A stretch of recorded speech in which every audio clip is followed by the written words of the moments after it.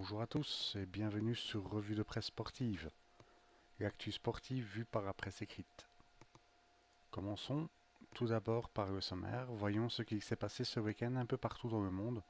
Ensuite nous verrons les unes de la semaine et nous terminerons par l'agenda multisport du week-end. Tout d'abord, samedi 18 août, c'est la Serie A et la Liga qui font les gros titres. D'abord, tout au sport avec Au revoir Claudio à l'ECR7. Claudio Marchisio quitte le club tourinois après 25 ans au club. Il a rompu son contrat. Sa future destination est encore inconnue. Le CR7 s'ouvre. De nombreux journalistes étaient présents pour la première de Ronaldo sous les couleurs turinoises. De son côté, Marca titre Ça va être énorme. Le journal espagnol pense que le championnat sera ouvert. Indécis, même s'il reconnaît le journal, trois favoris se dégagent, Barcelone, le Real Madrid et l'Atlético de Madrid. Dimanche 19 août, chose peu commune, commençons la journée en Australie où le Daily Telegraph parle d'un week-end de vitesse. Usain Bolt, recordman du monde du 100 mètres et du 200 mètres, et star mondial de l'athlétisme, rejoint l'essai le club de football de Central Coast Mariners. Mais il n'était pas la seule star de vitesse ce jour-là. Wings, un cheval de course, n'arrête plus de gagner. La série est à 26 victoires d'affilée pour le moment. Retour au ballon rond, Mundo Deportivo nous parle de Génie Messi. Il a aidé Barcelone à bien lancer sa saison et a même inscrit le 6 millième but du Barça avec un coup franc malicieux. Enfin, en Angleterre, le Daily Telegraph nous parle du match entre Chelsea et Arsenal, remporté 3-2 par les Blues. Eden Hazard a encore étalé tout son talent lors de sa montée au jeu. Mais c'est Alonso qui délivra les hommes de Sarri. De son côté, Mou en remet une couche. Le coach provocateur tire à boulet rouge sur le club de Manchester City. Il lui reproche un manque de classe.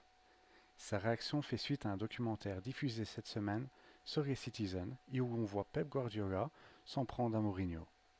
Enfin, le journal revient sur la première journée du troisième test de cricket entre l'Angleterre et l'Inde. Le journal vante la partie des hindous et surtout de leur capitaine Virat Kohli, qui est un peu le Lionel Messi ou le Cristiano Ronaldo du cricket mondial. Passons maintenant au récap de la semaine. Lundi, ce sont les unes de la Gazzetta dello Sport et AS qui retiennent l'attention. Le journal italien revient sur les matchs du dimanche. Défaite de l'Inter 1-0 contre un Sassuolo déterminé, mais également du match Torino-AS Roma, en titrant Dzeko et polémique. Justin Kluivert fait tourner des têtes et a changé le cours du match, mais ce qu'on retiendra du match, c'est un but annulé et un penalty non sifflé pour le Torino.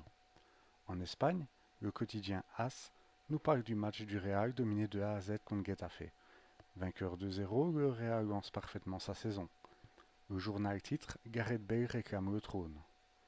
Le Gallois a bien décidé de prendre le sort de l'équipe en main et revendique ainsi la place laissée libre par Cristiano Ronaldo. Ce Real New Look sans Ronaldo n'a pas réussi à attirer les foules. Moins de 50 000 spectateurs étaient présents.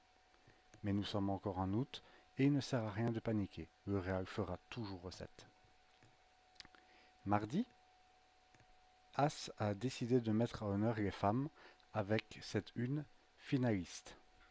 En effet, l'équipe espagnole des moins de 20 ans est en finale de la Coupe du Monde. Elles ont battu la France en demi-finale et retrouveront le Japon, vendredi, qui a écarté l'Angleterre.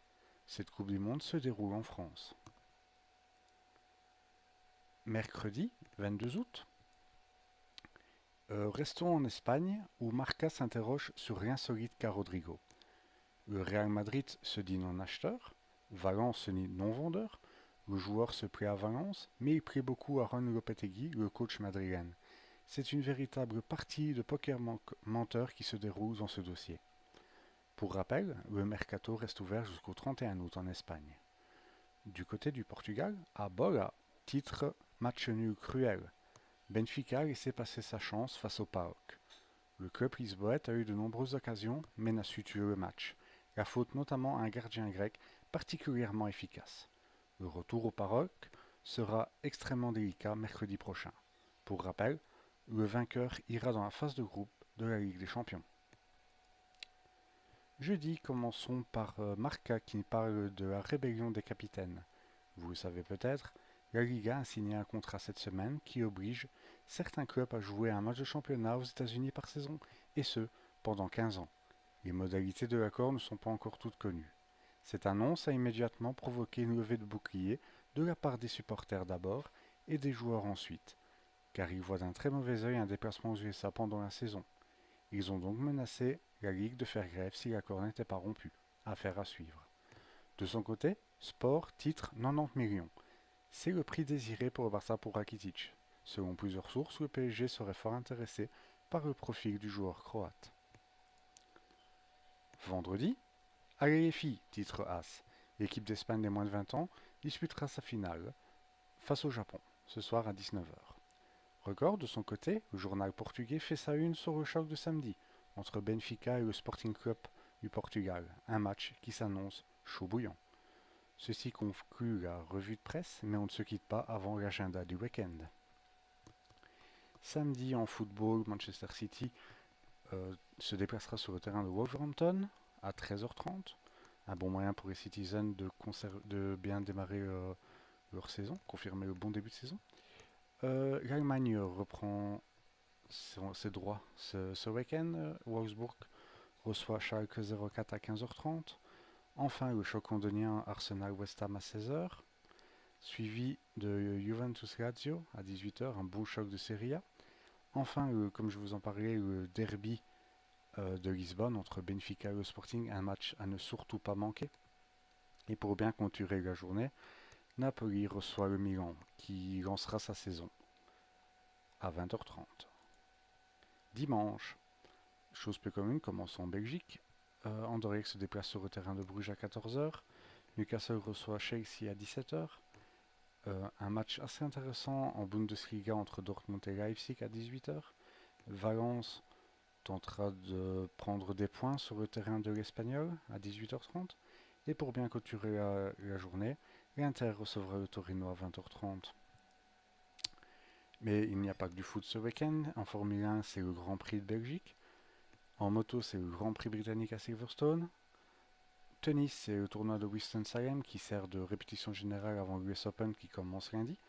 Et en golf, c'est le début des playoffs sur le PGA Tour, le Northern Trust Open.